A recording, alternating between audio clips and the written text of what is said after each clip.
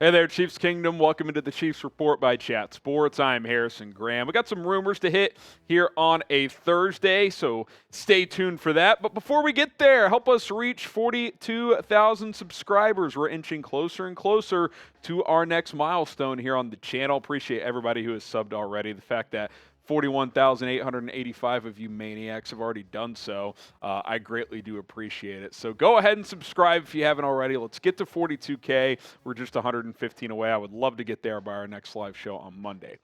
All right, could the Chiefs sign Jadeveon Clowney? Last Word on Sports talked about this in internet publication. And look, Clowney is one of the top edge rushers remaining in free agency, and for my money, you can never have enough edge rushers. Here's what David Latham had to say here. Quote, Jadeveon Clowney is no longer the player that justified the first overall pick in the 2014 draft, but he's still a reliable player that can pressure the quarterback. His 75.8 PFF grade was the 27th best among edge defenders last year.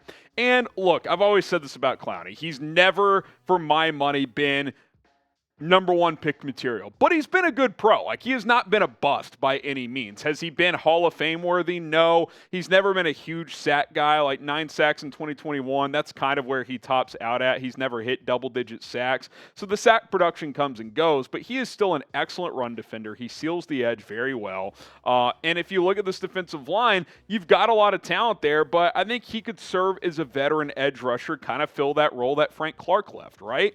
George Karlaftis, second-year player. Michael Dana, third, fourth-year player. Felix Anudike-Uzomah, a rookie. Charles Omeni, who's a young player. Clowney is still good.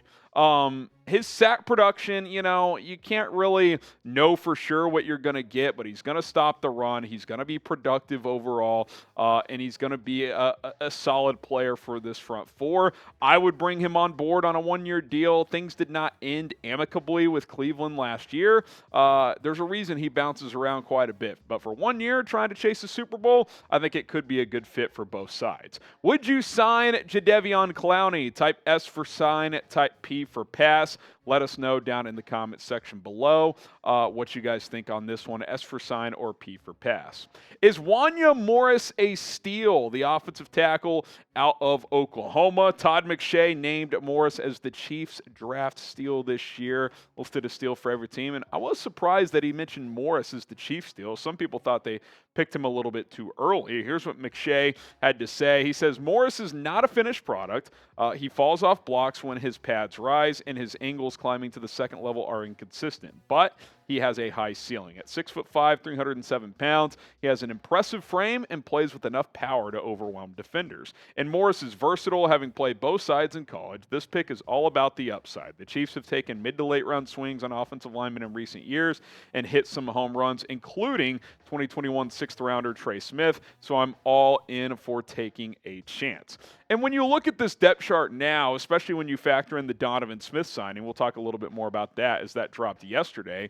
I like taking the chance here as well. The upside is big, like Todd McShay says, but he's not going to be pressured to play this year, and I don't think he's ready to play. He needs more development, needs to work on the body a little bit more, and especially the technique. Get in some NFL coaching, get into that routine of being a pro, and maybe in 2024 he's competing for a starting role. Signing Donovan Smith allows the Chiefs and Wanya Morris to take 2023 as more of a redshirt year, which is what he needs. Now, look, if he has to play, if there's multiple injuries, so be it, but the expectation should not be for him to start as a rookie, and I don't think it will be because you have enough depth there at the offensive tackle position.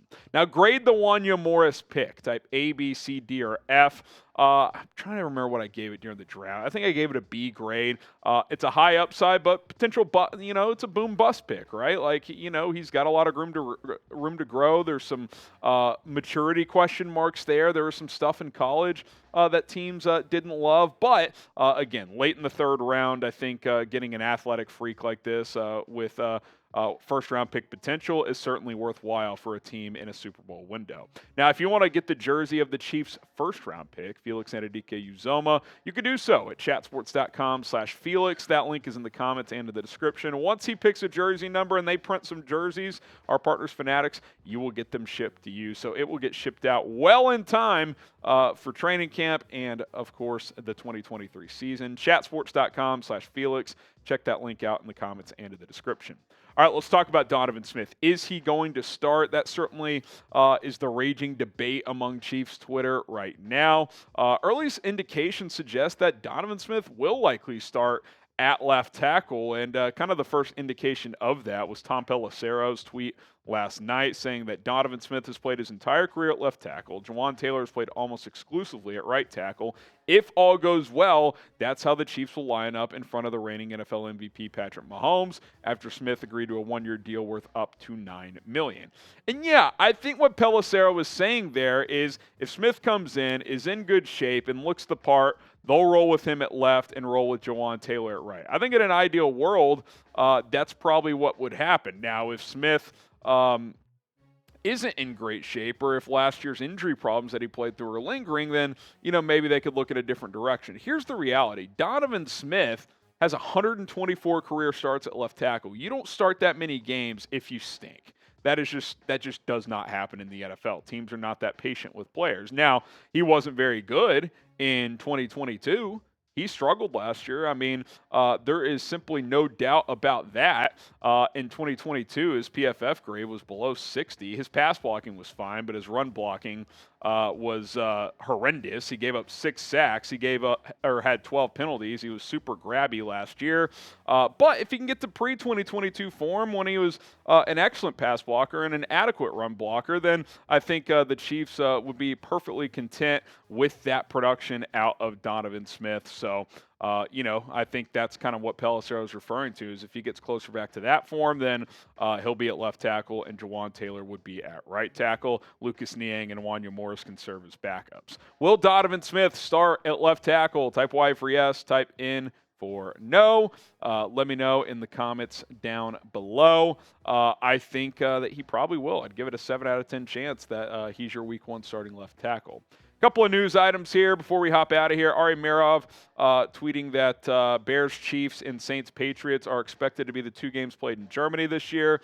German outlet Bild reporting that. And the AFC is considered the home team. So for the Chiefs, kind of a bummer that they're going to lose a home game, but get to go to Germany. We knew the Chiefs were going to Germany. We just didn't know who they were playing yet. Sounds like that opponent will be the Chicago Bears. So you've got that going on for Kansas City. The full NFL schedule release is next Thursday, May 11th.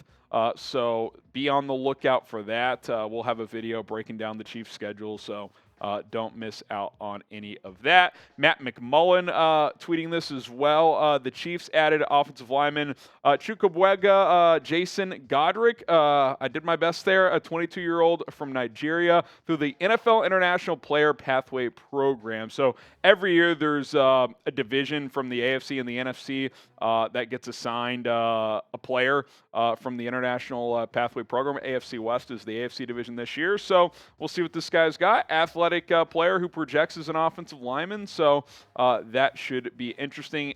He can be on your practice squad and be an extra slot, basically. So if it's a 16-man practice squad, he can be your 17th man, so on and so forth. All right, guys, that's it for today's Chiefs Report. Hit that sub button, trying to get to 42,000 subscribers ASAP. I would appreciate all the support. I appreciate all the support already. My name is Harrison Graham. We'll see you soon here on the channel.